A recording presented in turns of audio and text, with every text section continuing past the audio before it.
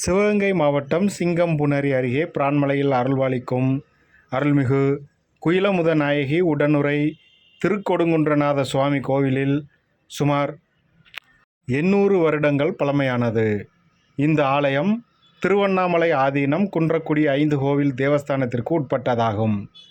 இன்று ஐப்பசி மாத பௌர்ணமியை முன்னிட்டு பிரான்மலை திருக்கொடுங்குன்றநாதர் கோவில், சிவகங்கை சமஸ்தானம் தேவஸ்தானத்திற்கு உட்பட்ட முறையூர் மீனாட்சி சொக்கநாதர் கோவில் உள்ளிட்ட சிவன் கோயில்களில் அன்னாபிஷேகம் நடைபெற்றது. முன்னதாக பால், பன்னீர், பஞ்சாமிர்தம், விபூதி, சந்தனம் உள்ளிட்ட 16 வகையான வாசனாதி திரவியங்கள் மூலம் சுவாமிக்கு அபிஷேகம் செய்யப்பட்டு அன்னத்தினால் அன்னக்காப்பு சுவாமிக்கு செய்யப்பட்டது. அதைத் தொடர்ந்து காய்கறிகள், பழங்களை கொண்டு சிறப்பு அலங்காரம் செய்யப்பட்டு மகா தீப ஆரத்தி நடைபெற்றது. இதில் ஆயிரக்கணக்கான பக்தர்கள் கலந்து கொண்டு சுவாமியின் அருள் பெற்றனர். ஏற்பாடுகளை பரம்பரை ஸ்தானிக்கம் திரு உமாபதி சிவாச்சாரியார் மற்றும் சுரேஷ் குருக்கள் செய்திருந்தார்.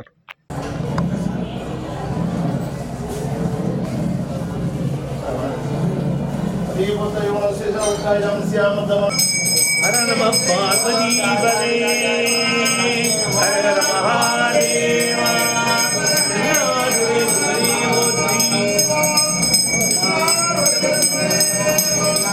எல்லாத்தவர்க்கும் இறைவா போற்றி.